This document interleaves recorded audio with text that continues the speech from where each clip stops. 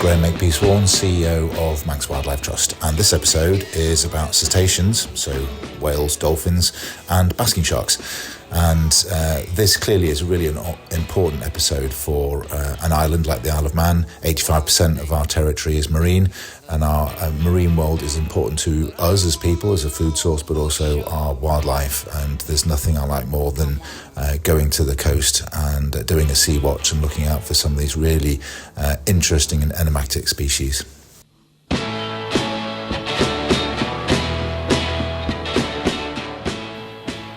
And just to expand on what Graham was saying there in the introduction, we've expanded this episode out a little bit to look at all things marine, not just baskers and cetaceans. Why not? So I'm off to meet the person who knows, Lara Howe from the Manx Wildlife Trust, if she's not at sea.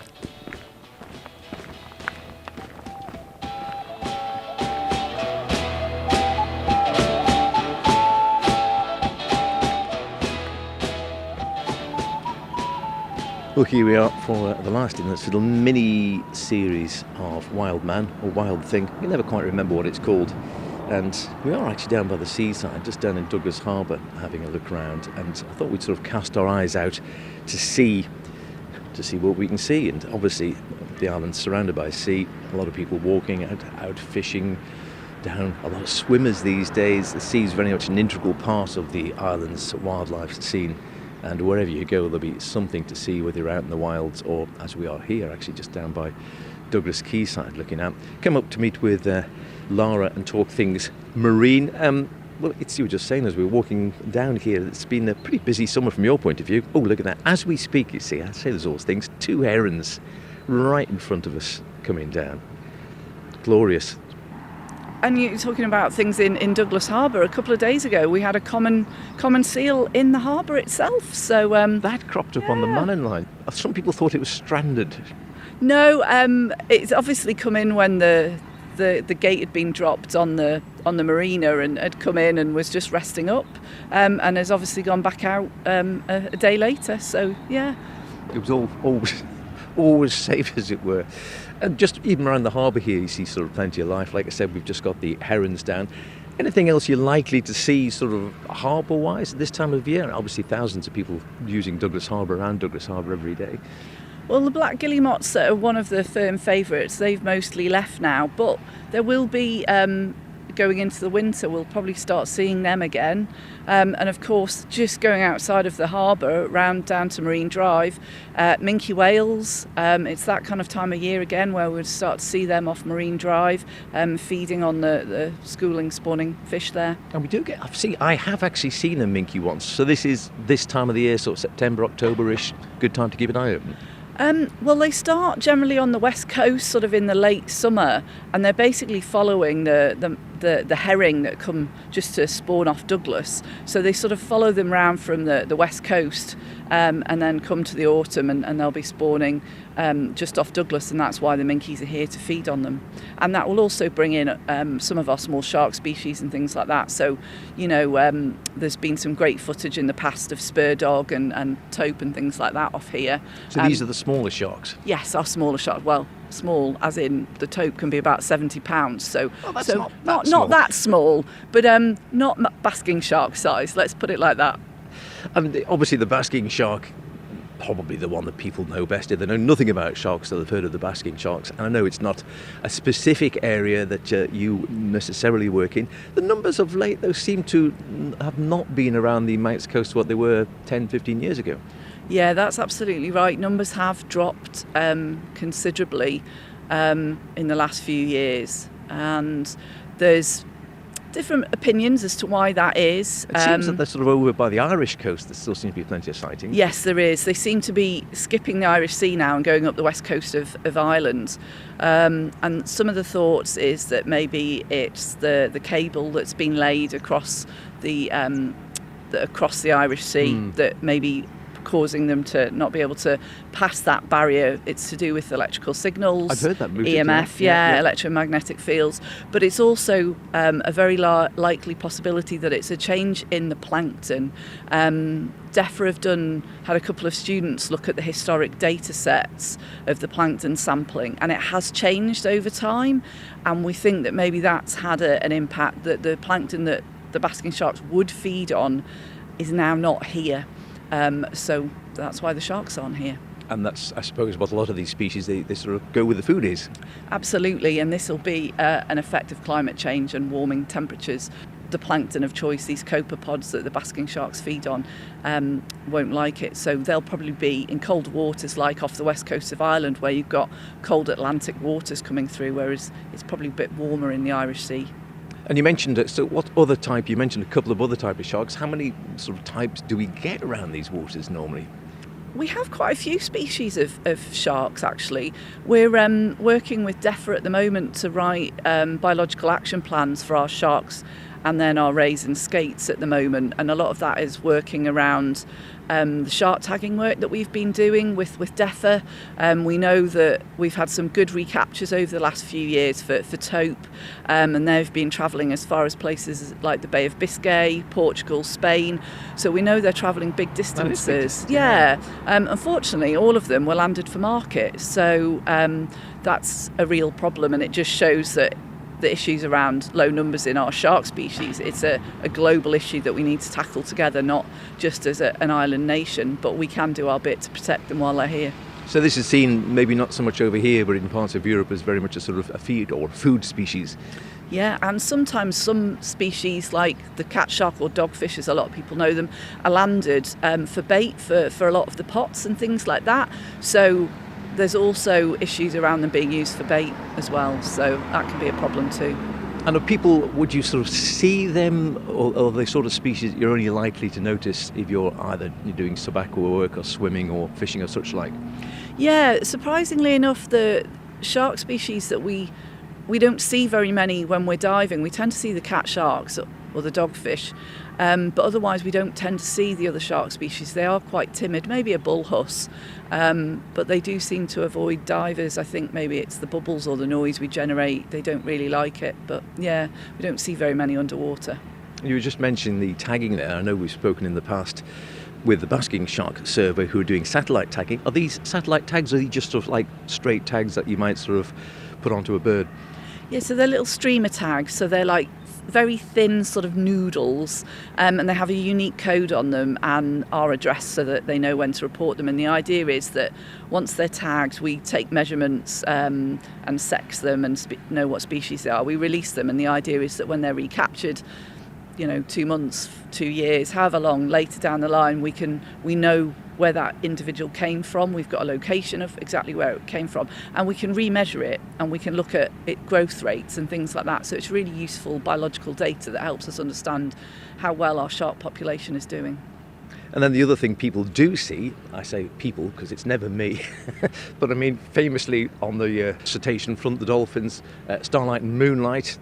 I have yet to see I must be one of the few people on the Isle of Man who have still not seen starlight and moonlight. Really? Oh, wow. I've seen them a few times now around the coast. I mean, we've seen them. We were camping up in the north and we saw them up there really quite close inshore. Obviously being based in Peel, with the office there, I see them in Peel, go for a walk at lunchtime, and quite often they'll be in the bay. So yeah, you really need to just get out a bit more. And yeah, I'm not getting less time in the studio. I'm not getting out enough. That's the problem, I think. So the pair of them, they're both bottlenose, I think, yeah? Yes, they are, yeah. And is this a sort of good time? I think sort of back end is usually quite a good time for seeing bottlenose around the Manx waters.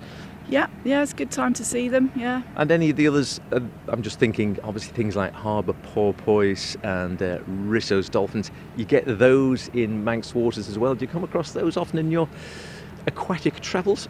I saw Risso's on Tuesday. No, sorry, not Risso's. It was harbour porpoise on Tuesday. We were doing a trip down to the Calf, and we happened to see 2 or 3 harbour porpoise go past as we were heading down there. And yeah, we've seen quite a few harbour porpoise this year actually on various trips. That's been quite nice. And a few when we were out doing some research in the Western Irish Sea mud belt, we had a small pod of common dolphin come through as well. So yeah, it's really nice. We're still seeing quite a lot of cetacean life around at the moment. It's great. And just give us a little bit more detail on that, because I have heard of the mud belt, but I have confessed I don't really know exactly where it is, or I mean, is it just a sort of thick layer of mud? Yeah, so off the west and sort of southwest coast of the island, sort of between here and Ireland, there is a mud area known as the Western Irish Sea mud belt, and basically it's the only bit of mud that we have in our territorial waters, and it overspills into Irish waters. It's a very important habitat because it's really good for carbon sequestration, and DEFRA have been doing a lot of work, particularly Blue Carbon team, looking at the mud and its sequestration rates, and that's partly why we've got the 3 temporary closed areas there as well, to look at the impacts of mobile gear on mud. And obviously, you know, it releases when you put dredge through, in the same way you put a plough through a field, it releases carbon. So we want to look at the impacts of that, how much carbon is lost. But also it gives us an opportunity to look at recovery of species. So sea pens that we find in mud are very sensitive to physical damage. So it gives them the opportunity to look at those and the recovery maybe of those. And of course, the Fisheries Department within DEFRA have set up a creel pot nephrops fishery, so scampi fishery trial, to see how that goes as well. So obviously using pots is much less of a destructive method of fishing for them, so we're hoping that will become a sustainable fishery. And it's great because it's diversification again of the Manx fleet, so it's great. So is the mud belt area, is that protected in any way or not?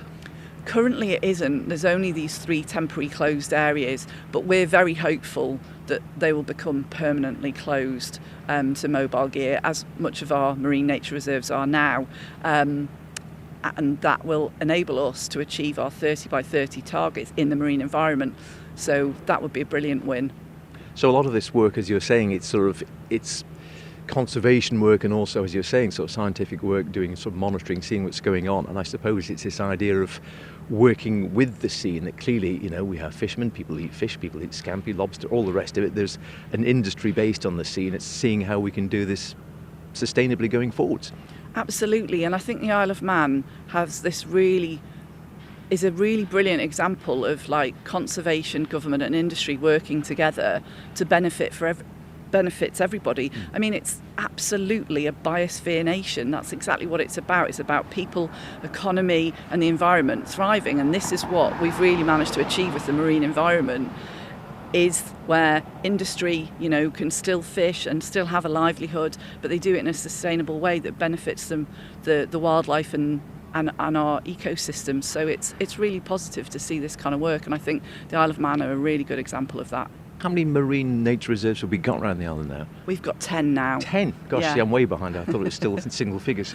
10. So it makes up about 50% of our 0 to 3 territorial waters, and makes up about 10% of our total territorial waters. And obviously there's a lot of talk around this 30 by 30 targets. And so that's 30% of land and sea protected by 2030. So if we manage to make these temporary mud areas permanently closed to mobile gear and turn them into marine nature reserves, that would then allow us to achieve our 30% in the marine environment alone, which would be fantastic. And is it difficult to monitor these? Because unlike being on land, of course, you can't sort of stick up fences or stick up posts saying protected area. Are these... I mean, how are they delineated? Is it sort of things put down on sort of like radar spots? How does it work? Yeah, so things, there'll be notice to mariners that can go out explaining that the areas are closed. There's obviously a lot of dialogue with industry around this as well, local and otherwise, because there are several Irish boats who also fish in that area. I mean, up until recently, there weren't Manx boats going in there because nobody was really... we didn't have the quota for nephrops, so DEFRA Fisheries Department have been working very hard to get the quota to allow this creel pot fishery to happen. And so is the plan to extend even more of these nature reserves, or are we sort of staying on 10, or the plan to grow those? That's probably a question for DEFRA, but obviously from a conservation perspective, the more protection we have, the better. Obviously, all of our marine nature reserves currently have been within the 0 to 3 because we have the territorial fishing rights solely for those.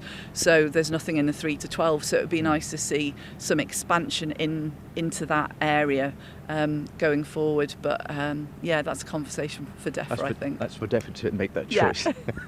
Now, you mentioned earlier on, again, we were talking the calf, and I know you've done a lot of work down at the calf there. Perhaps famously people go down to the Sound, and it's the one place you can be guaranteed, I think, pretty much year round, seeing some of our seal colonies around the island. Yeah, it's a great place to spot them, and you get to see them relatively closely without too much disturbance, because you can see them from Kitland, and because there's that water between you, they feel much more comfortable. And this time of the year, it's sort of coming to pupping time. We're talking again, when it comes to seals, we are talking, is it predominantly or exclusively grey seal? So in Manx waters we predominantly have grey seals. They probably make up 95% of our population, but we do have a small, probably 5% of commons. Prime example, we had the common seal in the harbour here earlier this week, but it's now grey seal pupping season. Commons pup much earlier in the year, they're sort of July, August time, so we're now just monitoring the grey pupping season. And is it easy for a sort of, a non-marine biologist, if you just spot a seal in the water, is it any easy way of taking one from the other? I'm assuming one's sort of grey and one's common. Are there any distinguishing marks that people can see? They are slightly different. So greys generally are larger in size, much bigger. It becomes difficult if you've got a juvenile grey and a common to sort of tell them apart. But the common seals have a cuter face and a sort of a smaller head to body ratio, whereas the greys have these sort of bigger, chunkier heads and long noses, Roman noses, and they tend to have larger spots compared to the commons. And sometimes if you can get close enough, and I'm not suggesting you get very close, but if you've got binoculars, you can look at the nostril shape. The nostril shape helps. I think, if I remember it the right way around, commons have V-shaped nostrils and grey seals have a more parallel nostril, and that's another way to tell. But the long Roman nose is usually kind of a giveaway, whereas the commons have a little sort of like little more of a button nose. They look a bit cuter. Who doesn't like a cute seal? And I always think it's a bit of a sort of a misnomer, isn't it? You think the common ones on the Isle of Man aren't the predominant species. Yeah, exactly. And it's the same with common dolphin, not that common either. So yeah, just because the name is common doesn't necessarily mean it is here. It might be somewhere else, but not here. And so do you do a lot of your work with Manx Wildlife Trust as a marine officer there? Do you actually sort of monitor the populations down by the calf? Not constantly down by the calf. We do ask the public to report their sightings to us to help us build up an idea of what's going on. But every few years we try and do an island-wide seal survey. So we've literally just completed that in August this year. I still haven't even had a chance to really process the data yet. And we did that with a thermal imaging drone for the first time. We were very lucky to have some financial support to be able to afford that. And that's enabled us to be able to go and fly the drone around all of the island except for the airport. We did that by boat to get an idea of number and distribution of seals. So we're seeing a lot of seals, for example, up at the Point of Ayre now in the last 10 years. Before that you wouldn't have seen the numbers. I mean, some 100 plus at times. So the question is this new colony a result of a population increase in numbers around the island, which is probably partly, or is it a displacement from somewhere else? And so we're hoping to look at the data and compare it as best we can from previous surveys to look at how things have changed over time in terms of where the colonies are. So the public sightings data has been very helpful as well, that the public send to us in terms of numbers. And of course we spend on an annual basis monitoring the pups on the calf. So we've got the 2 volunteers, Alex and Bea, out there at the moment. I mean, that work has been going on since 2009. So they're out there for their 10 weeks monitoring. So we've got around 30 pups have been born, 30 plus pups now. And that'll carry on until sort of mid-November. So yeah, we're seeing good numbers of pups coming through now, which is great. And do we know, I mean, sort of year on year, do we know whether the sort of seal population around the Isle of Man stays sort of relatively static, grows or shrinks, or does it alter with the seasons? Generally with the pups, because we've got that annual trend, we're seeing that they're generally increasing. They might have a bit of a plateau, and then sometimes there'll be a bit of a spike, but generally they're on an increase. But there's only a certain amount of capacity in space on the calf. So at some point we really are going to max out in terms of the numbers that can be born there. But I think from looking at the data so far from the island-wide counts, and we can compare back to sort of the 2007 report that Manx BirdLife did for seals and the one that we did in 2017, numbers definitely seem to be increasing for seals, which is a good sign. And it's also being seen throughout the UK as well that grey numbers are really increasing, which is a positive. And I know I've asked this before, and I never remember the answer particularly, but it always strikes me as sort of as contradictory that just as the weather's getting worse is when all the seals start pupping, when you'd have thought, well, why don't you do it in the summer when it'd be much better? I'm assuming that's sort of food-based again? Yeah, absolutely. It's linked with food. The later you leave it, the more availability there is. So sort of obviously in the springtime you get all the blooms, and then you get all the fish larvae, and then the fish grow and they get eaten by bigger fish, and it just sort of, you get a good abundance in sort of the autumn, as we would on land with harvest time. So it all sort of links in with that sort of cycle of life. So yeah, there's plenty of food around for the females to feed on whilst they're pregnant. And of course, they need a lot of milk to feed those pups with. So it's food-wise, it's a really good time. Weather-wise, not so good. And with climate change and more stormy conditions coming, this will become more and more of a problem. And also, again, I know you've been doing work on the calf over the years, which I assume is still going on, which was looking at the puffin population.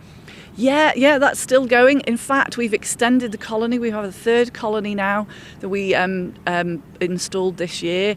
And actually this year has been a really good year for puffins, both just generally sightings. So every trip I've done to the calf, I've seen several puffins, not just one, but like 5 or plus. And all 3 sites where we've put the decoys, we've had puffins landing. I was fortunate when I was on the calf in the summertime. We were out down towards the borough where our new colony is, and we were looking at some razorbill chicks there with the bird warden and the estate warden. And as we were leaving the site, a puffin flew in and landed on a rock not 50 metres from us. And so that was very, very exciting. So I'm very hopeful that next year might be the year that we have breeding puffin on the calf. Wow. And that would be the first time in quite a few years? Yeah, since the 80s, I think. Yeah. Wow, that's very impressive, I must admit. And the decoys, they have been, because again, I remember talking when we first did them, this idea of putting them out, and this has sort of proved, in essence, successful by the sound of it. Yeah, I think so. We're definitely, obviously I'm slightly biased. I think it's been successful, and the reason we're seeing more puffins around the island is because of the decoys. I can't really confirm that for definite, but I'd like to think so. And it's been trialled in other areas, and it has worked. So we know that it does work elsewhere, so why not on the Isle of Man? So fingers crossed, I've got all my fingers and toes crossed for next year that we'll have pufflings. And that's what they're called, pufflings. Yeah. Love it, pufflings. Love it. Oh, that's got to be great, hasn't it? And we should say before we leave the seals, and that we've just mentioned that it is obviously pupping season. Now, you do, obviously, watching them down the calf, that's one thing. You do occasionally, people see them washed up, or they're down on shores around the island themselves. I see a pup, sometimes seemingly stranded on its own. Yes, absolutely. So this time of year, the pups, when they're born, usually it's on a secluded beach away from people. That's how Mum likes it. But sometimes if there's been storms, or they just swim off by themselves, and they might end up on a more public beach. We've had them on, Douglas and Ramsey. We've had one recently in Port Erin, actually. Often people wonder what to do. They're fine generally.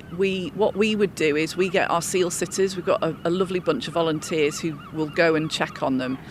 But please don't put the seals back in. Yes, they are marine animals, but actually the seal pups, the grey seal pups, aren't particularly good swimmers when they're first born. And actually they spend the majority of their time until they're weaned on land, resting, sleeping, being babies, basically, which is just kind of lying there, not doing an awful lot and just sort of sleeping. And that gives them time to grow and rest and develop and digest all that lovely, nice milk that mum has fed them. Often mum won't be seen because if the pup has moved to a really public beach, she won't want to come near the pup. She'll come in at night time when there's nobody around, and then they might swim off together to somewhere more appropriate. So the key message is, please don't get close. I mean, dogs on leads. We've just produced a guidance leaflet about how to behave around wildlife, marine wildlife, whether it's in the water or on land. And the key message is a minimum of 50 metres. And if a seal looks at you, that is technically disturbance. The pups are much more inquisitive, but the mums are very, very shy and will not approach. So lots of space, lots of distance, and generally just leave them well alone. We'll get the seal sitters out to sit with them and monitor them and make sure that they are just resting. Sometimes they're sick or they've got an injury, particularly if we've had stormy weather, they might have got damage, from being bashed on a rock or something like that. So we want to make sure that they're safe and okay, and that's what the seal sitter's role is to do. But unfortunately, a lot of people will, because they are very cute, will go up to them and get very close. But mum, if she feels that badly threatened, she will abandon the pup. So the idea is the seal sitters will sit and watch them, ensure that everything is okay and happy. And if not, then we will think about what the next steps are. And very last case scenario, because it's stressful, is to bring the seal into rehab. If it's life or death, we'll bring them into the seal rehab where they're looked after by the wonderful Anne, who is amazing and looks after all of our seal pups and juveniles as well. Once they're weaned, sometimes they haven't quite found their feet in terms of feeding themselves and being a seal by themselves. So sometimes we end up with the juveniles as well. So this is our busy time now until sort of probably February, March time.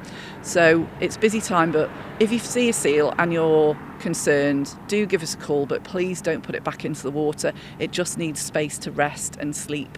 But if there's any doubt, please just call Manx Wildlife Trust, call the office, and we can give you some advice or get the seal sitters out if need be to come and rescue them.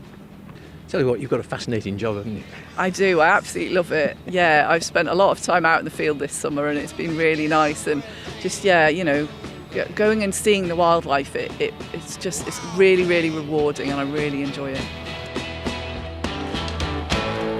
Wild thing.